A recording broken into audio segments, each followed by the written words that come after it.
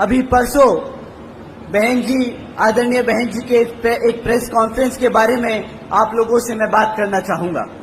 साथियों, आप लोगों ने शायद सुप्रीम कोर्ट का एक अभी जजमेंट आया है SC/ST रिजर्वेशन के ऊपर, शायद आप लोगों ने उस चीज पे ध्यान ना दिया हो, परंतु बहन जी ने प्रेस कॉन्फ्रेंस कर इस पे अपने विचार आप लोगों के बीच में रखे।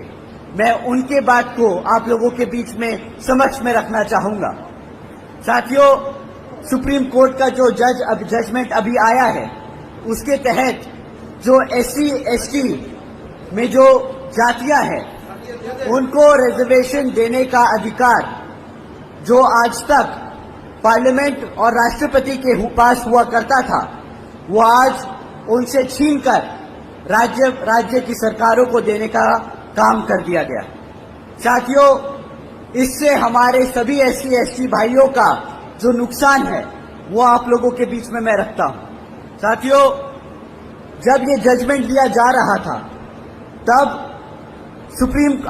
माननीय सुप्रीम कोर्ट ने सभी राज्य की सरकारों से अपने वकीलों को कहा था कि भाई आप लोग अपने वकील हमारे सामने लाएं और अपना प्रस्ताव रखें, अपनी मुद्दे रखें, अपनी बात रखें कि इस जजमेंट पे हम अपना डिसीजन ले। उससे पहले आप अपनी बात बताएं कि आपका क्या कहना है। साथियों, कांग्रेस के वकील वहां मौजूद थे, भाजपा के वकील मौजूद थे, और उस जजमेंट से पहले किसी भी एक पार्टी के वकील ने उस जजमेंट पे हमारे SC/ST भाइयों का हित में एक भी शब्द नहीं बोला। साथियों, आखिर में माननीय सुप्रीम कोर्ट ने जजमेंट पास किया कि जो आरक्षण की सुविधा है SC/ST भाइयों को, जिन जातियों को सुविधा है, वो अब सुविधा राज्य सरकार, वो जातियां राज्य सरकार तय करेंगी। साथियों, अब इससे क्या होगा? जो राज्य में सरकार सत्ता में है, वो अपने मन मुताबिक SC में जो जातियां हैं उनको रिजर्वेशन देगी, और अगर चाहेगी तो आपसे उन जातियों से रिजर्वेशन छीनने का काम करेगी।